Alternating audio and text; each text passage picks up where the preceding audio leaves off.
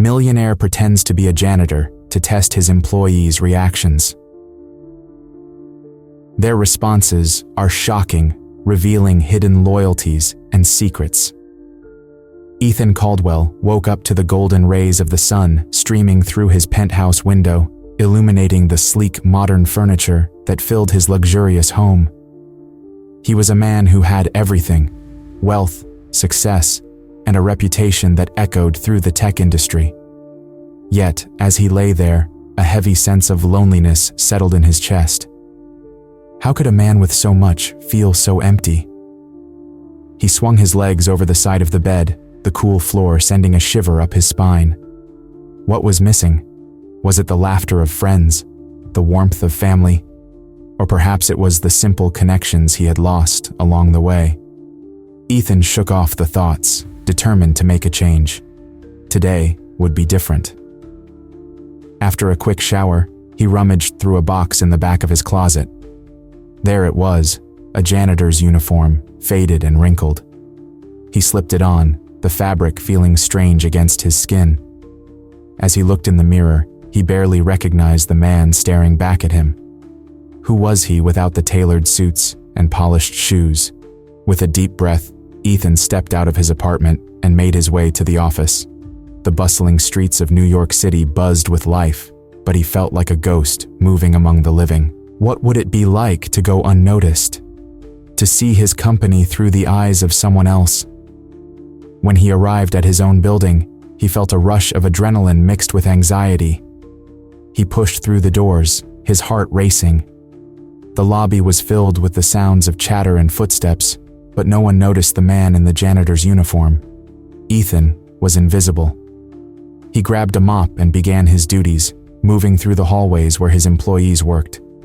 Laughter and conversation floated around him, but he kept his head down, listening intently. Suddenly, a voice broke through the noise. "Mom, I promise I'll be there after work." A young woman's voice pierced the air. He looked up to see Clara, a single mother, on the phone. Her face was filled with concern, her brow furrowed as she spoke. "Just a few more hours, okay? I'll be home soon." She ended the call and sighed heavily, her shoulders slumping. Ethan noticed her determination, the way she held herself despite the weight of her responsibilities. He continued to clean, but his thoughts were with Clara. She was juggling 2 jobs to support her children. How many sacrifices had she made? What drove her to keep pushing forward, even on the toughest days? As he mopped the floor, he watched her interactions with her colleagues. She was kind, always offering a smile or a helping hand. "Hey, Clara," a coworker called out. "You're a superhero, you know that?" She chuckled, shaking her head. "Just trying to survive, really." Ethan felt a pang of admiration for her strength. In that moment, he was struck by a thought. How many of his employees felt the same way? How many were struggling, hidden behind the facade of productivity and success? As the day went on, he witnessed small moments that revealed the true dynamics of his company. Laughter, camaraderie, but also tension and stress. Employees rushed around, eyes glued to their screens, barely acknowledging each other. Ethan's heart ached as he realized that he had built a culture that prioritized output over connection. Suddenly, he felt a wave of anxiety wash over him. What was he doing here? Was he really ready to face the truth about his company? The weight of his privilege pressed down on him, and he wondered if he could truly understand the lives of those who worked for him. Just then, Clara caught his eye again. She was speaking softly with another employee, her expression serious. Ethan paused, his heart racing. What was she saying? Did she feel the same loneliness he did, hidden beneath her brave exterior? As he continued his work, the smiles and laughter around him felt bittersweet. Ethan realized that today was just the beginning of a journey he never expected to take. Would he have the courage to confront the reality of his company and the lives of his employees? And could he find a way to bridge the gap between his world and theirs? The questions lingered in the air, unanswered, as Ethan mopped the floor, lost in thoughts of connection, empathy, and the life-changing choices that lay ahead. As Ethan continued his day in the janitor's uniform, he moved through the halls of his own company, a place filled with familiar faces. The morning sun lit up the offices, but there was a different kind of light that he wanted to see. It was the light of honest interactions, laughter, and perhaps a little struggle.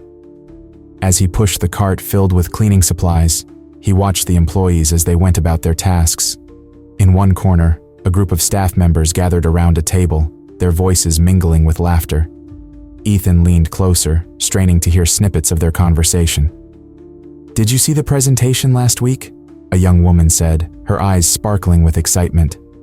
"I thought Tom was going to faint up there." Another laughed. "He was so nervous, but he pulled it off, didn't he?" Ethan smiled to himself, feeling a warmth in his chest. Moments like this reminded him of the camaraderie he once had with his colleagues. Yet, not far from this warmth, he noticed a different scene unfolding. A few offices down, a group of executives stood in a huddle, their voices sharp and cutting. Ethan could see one of the team members, a young man named Jake, looking visibly uncomfortable.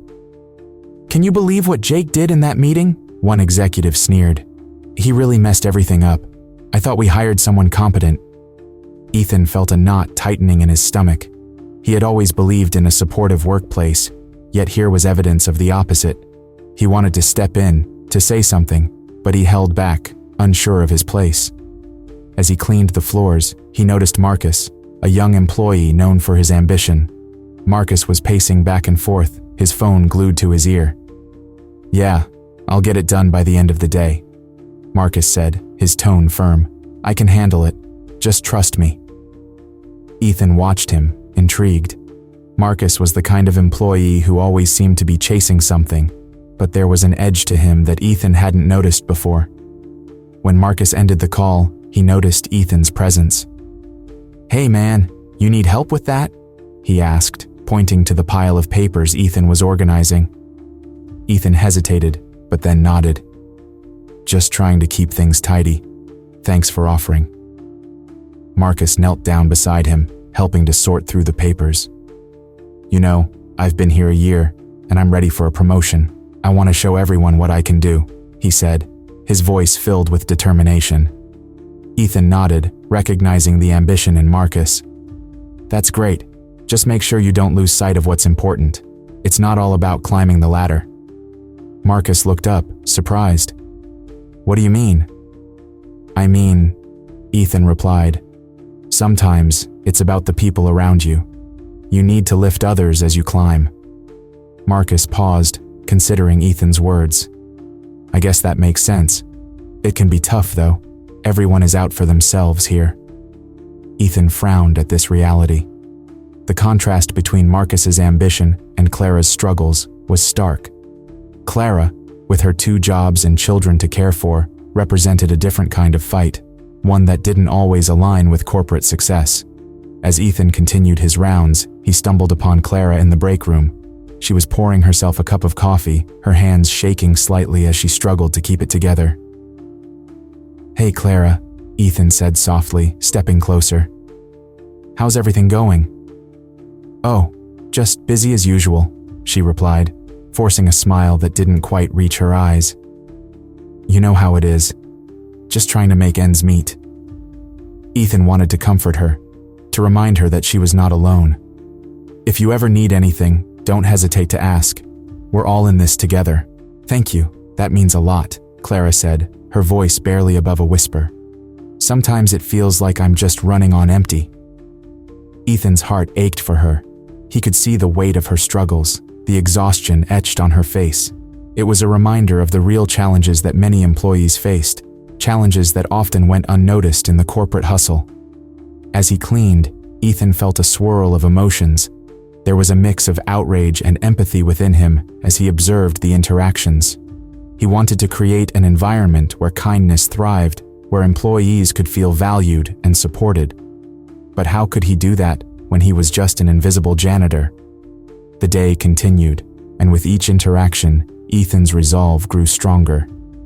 He was ready to confront the realities of his company, to understand what true success meant, not just for himself, but for everyone who worked there. Ethan stood in the corner of the large office, watching as Clara struggled to balance her workload. He felt a knot tightening in his stomach. The laughter from the executives echoed in his mind, a harsh reminder of the cruel culture he had unknowingly allowed to thrive in his company. Torn between stepping in or staying silent, he felt the weight of his privilege pressing down on him. He had always thought of himself as a leader who cared, but how could he lead when he was so disconnected from his employees' realities? Ethan clenched his fists, feeling a mix of anger and sorrow as he witnessed Clara trying to juggle her responsibilities. The sight of her silent tears made his heart ache. "Why are they so harsh?" Ethan muttered to himself. "How can they find joy in belittling others?" Just then, Clara looked up, her eyes red and puffy. She caught Ethan's gaze for a brief moment, and he saw the pain in her expression. It struck him that she was not just a hard-working employee, she was a mother fighting for her children. Ethan felt a surge of urgency to do something, but what could he do? As he contemplated his next move, Marcus walked into the office, his confident stride contrasting sharply with the atmosphere. He paused when he noticed Ethan standing there, his janitor's uniform slightly wrinkled. "Hey, what's up?" Marcus asked, his tone casual, but there was a hint of curiosity in his voice. Ethan forced a smile. "Just observing." "Observing? Or hiding?" Marcus replied, a smirk creeping onto his face. "You know, I saw those executives tear into Clara earlier. Pretty brutal, right?" Ethan felt a flash of irritation at Marcus's nonchalance. "It's more than brutal. It's wrong. People are suffering, and I feel powerless." Marcus raised an eyebrow, the smirk fading. "You're the boss. You could step in, you know. Or are you afraid of what they might think?" Ethan sighed, his shoulders slumping. "It's not fear, Marcus. It's complicated. I built this company, but I never wanted it to be like this. I thought we were a team." "A team?" Marcus shook his head. "It seems more like a battleground. You really need to decide what kind of leader you want to be." Ethan's mind raced. What kind of leader did he want to be? The thought lingered as he watched Clara turn away, her shoulders shaking. He felt a deep sense of urgency to help her. But how could he do that without compromising his position?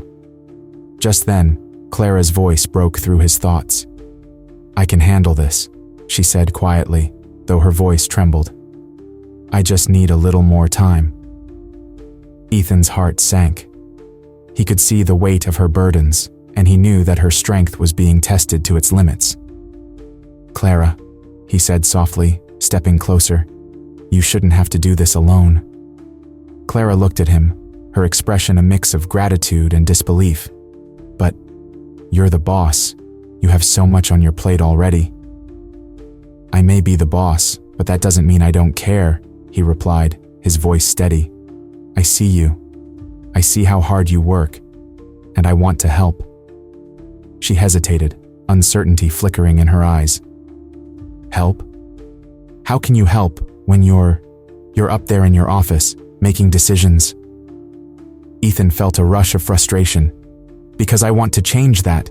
I want to be a part of this team, not just the guy in the corner office. But I need your help to do it." Clara's expression softened slightly. "What do you mean?" "I mean, I want to know what you need. I want to understand what it's like for you. If I'm going to lead, I need to know the truth about our culture, even if it's uncomfortable." For a moment, silence hung between them. Ethan felt the heaviness of the moment, the weight of his realizations pressing down on him. He finally understood that he could not simply stand by and watch anymore. He had to act. "Maybe," Clara began slowly, "if you really want to help, then speak up. Let them know this isn't okay. They need to hear it from you." Ethan nodded, feeling a sense of determination rising within him. He had to confront the culture he had allowed to fester. "You're right," he said firmly. "I will." As he walked away, Ethan felt a shift inside him. He could no longer remain an observer. He had to embrace his role as a leader and advocate for those who felt voiceless. The journey ahead would not be easy, but it was a path he was finally ready to take. Ethan stood in the dimly lit break room, his heart racing as Clara wiped her tears. The weight of the moment pressed down on him. He had watched her struggle, and now he felt a fierce urge to step forward, to break the barrier between them. He took a deep breath, knowing this was the moment to reveal who he truly was. "Clara," he said softly, his voice barely above a whisper. "I need to tell you something." Clara looked up, her eyes wide with confusion. "What do you mean? Who are you?" Ethan hesitated, the words caught in his throat. But he knew he had to do this. "I'm Ethan Caldwell, the CEO of this company. I'm not just a janitor. I came here to understand what everyone goes through." The room fell silent. Clara's mouth dropped open in disbelief. "No way! You're joking, right?" "No, I'm serious," Ethan said, feeling both vulnerable and relieved. "I wanted to see the truth behind the walls of my office. I wanted to know what my employees really feel."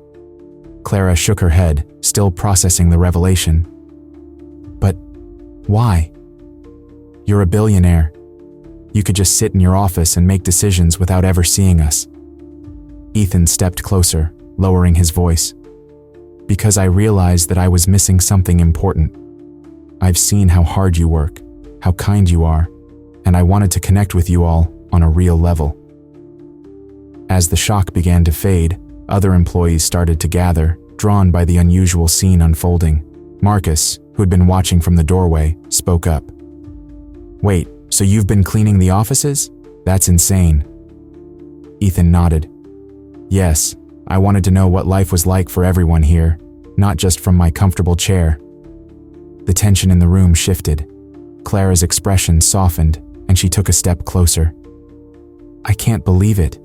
If you're really Ethan Caldwell, why didn't you just tell us before?" Ethan looked down, ashamed. "I thought if I revealed my identity, it would change how you all acted around me. I wanted to see you as you are, not as your boss, but as a person." Another employee, Sarah, chimed in. "This is wild. I think we've all wondered what you were really like. Your reputation doesn't match what we see here." Ethan felt a warmth spread through him. "That's why I'm here now. I want to change that perception. I want to help create a workplace where everyone feels valued and heard." Clara, still processing, asked, "What do you mean by that?"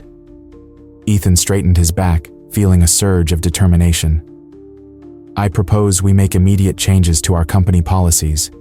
We need to prioritize employee well-being. We should have open discussions about mental health, flexible hours, and support for families like yours."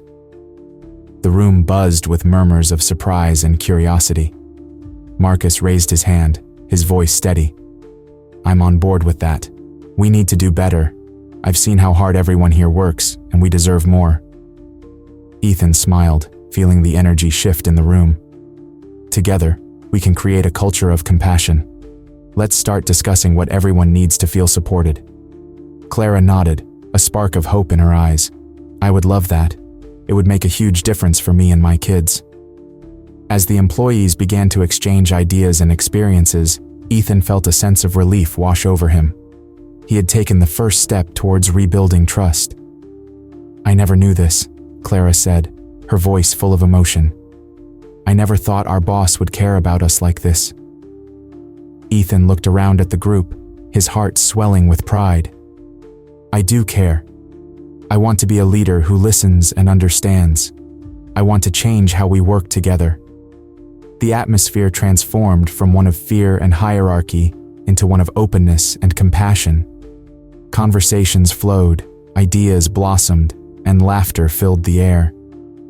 Ethan felt a connection with his employees that he had never experienced before. As the meeting continued, Ethan knew he had opened a door to a new beginning. It was time to build a workplace that fostered real connections, where empathy was valued over profit, and where every voice mattered. In the days following Ethan's heartfelt revelation, a ripple of change swept through the company. Ethan felt a mix of hope and anxiety as he walked through the familiar halls of his own building, now filled with a new energy. He had opened the door to a different kind of workplace, but not everyone was ready to step through it. As he entered the main office, Ethan noticed a group of executives gathered in a corner, their expressions tense. He approached them, sensing the weight of their conversation. "Ethan, we need to talk," said Richard, the head of finance, his voice low and urgent. "These changes you proposed could hurt our profits. We have a responsibility to our shareholders." Ethan took a deep breath. "But we also have a responsibility to our employees. Their well-being is just as important," he replied, trying to keep his tone calm. "You're being naive," Richard shot back, crossing his arms. "This isn't about feelings, it's about numbers. You've made a big mistake." Feeling the heat of the situation, Ethan turned to Clara, who had just walked in. "What do you think, Clara?" he asked, hoping for her support. Clara stepped forward, her voice steady. "I think it's time to put people first. When we feel valued, we work better. That will ultimately help the company too." The executives shifted uncomfortably as Marcus joined the conversation. "I agree with Clara. I've seen the difference in the workplace already. People are starting to talk, to share their stories," he added, his eyes shining with determination. Richard shook his head. "You're both dreaming. This is a business, not a charity." Ethan felt a spark of frustration. But it can be both. A successful business can also be a place where people feel safe and valued. The tension in the room was palpable. Some executives exchanged doubtful glances, while others seemed interested in the new direction. Ethan knew he had to stand firm. "I want to create a culture where everyone can thrive, not just the bottom line," he said, his voice rising with passion. After a moment of silence, Clara spoke up again. "I've seen what this company can do for people. If we embrace these changes, we can inspire everyone to give their best. Isn't that what we really want?" The executives remained silent, but Ethan saw a flicker of hope in Marcus's eyes. Encouraged, he continued, "Let's try a pilot program. We can measure the results. If it doesn't work, we can go back to the old ways. But we owe it to ourselves to try." Richard finally relented, though clearly displeased. "Fine, but I will be watching closely, Ethan. This better not backfire." As the meeting came to an end, Ethan felt a wave of relief wash over him. He had faced resistance, but he also had allies. Clara and Marcus stood beside him, ready to rally their colleagues. Later that week, Ethan organized a town hall meeting, inviting everyone to share their thoughts and feelings about the changes. The room buzzed with anticipation as employees filed in, some skeptical, but many eager to express their ideas. Ethan stood at the front, his heart racing. "Thank you all for being here. I know change can be scary, but it can also be exciting. We are on the brink of something new, and I want each of you to be part of it." A quiet voice broke through the crowd. "What if we don't want to change?" It was a junior developer, her brow furrowed with concern. Ethan nodded, acknowledging her fear. "That's understandable. Change takes time.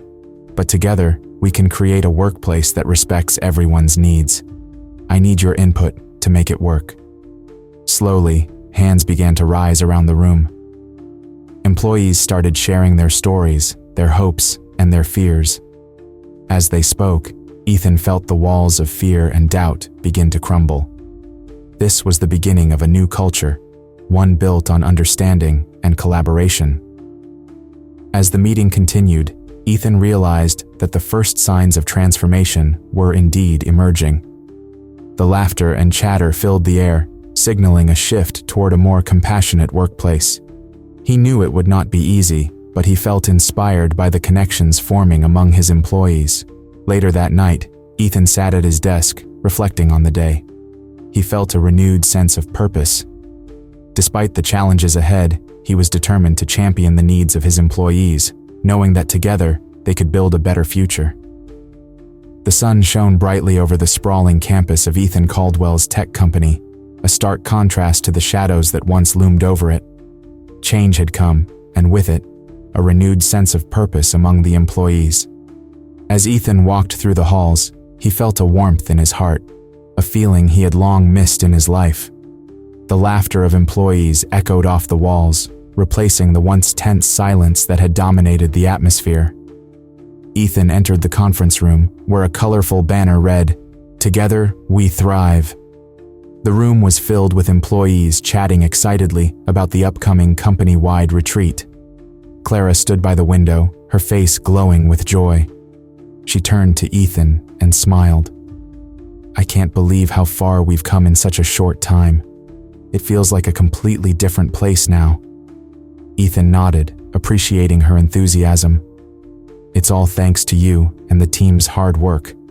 I never imagined I could feel this connected to everyone." Marcus joined them, his usual bravado replaced by a genuine smile. "Ethan, have you seen the agenda for the retreat? We're going to focus on mental health and work-life balance.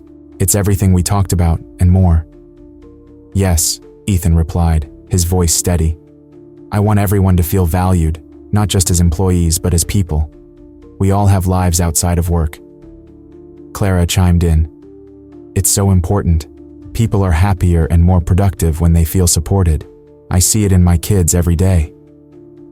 Ethan remembered the long nights Clara spent balancing her jobs. He felt a surge of gratitude for her strength. "I want to make sure we create a community here, a place where everyone feels they belong." As the retreat day approached, Ethan and his team prepared various activities designed to foster relationships and share stories. They planned workshops, team-building exercises, and opened forums for employees to voice their thoughts. To Ethan, this was more than just a retreat.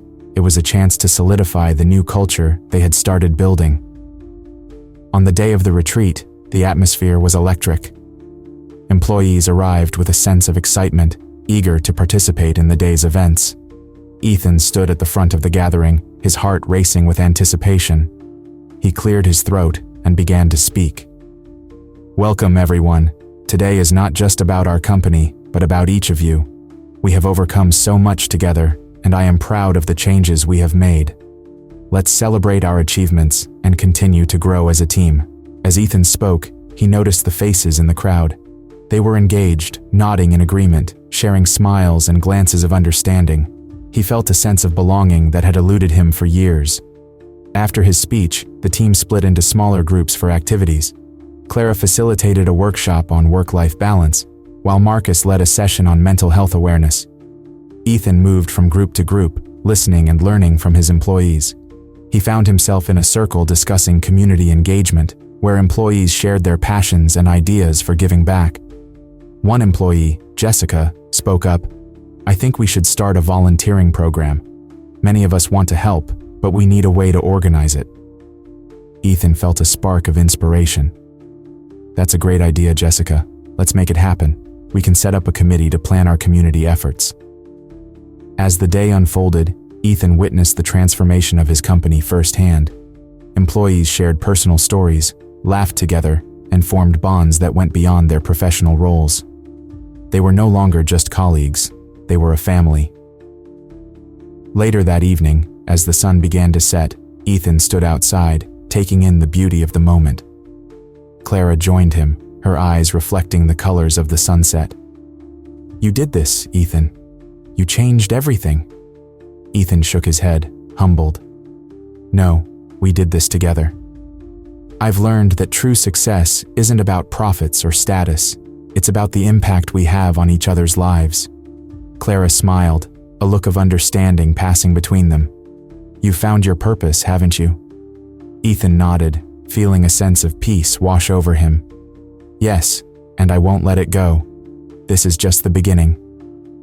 The retreat ended with a feeling of unity and hope. As the employees left, they carried with them not just the memories of a day well spent, but a renewed sense of purpose. Ethan watched them go, knowing that he had finally found his place, not just as a leader, but as a part of a community that thrived on empathy and connection. Share this story if you believe that fostering a supportive work environment can transform lives. Leave your comment about how a sense of community has positively impacted your career, and subscribe for more inspiring stories like this one.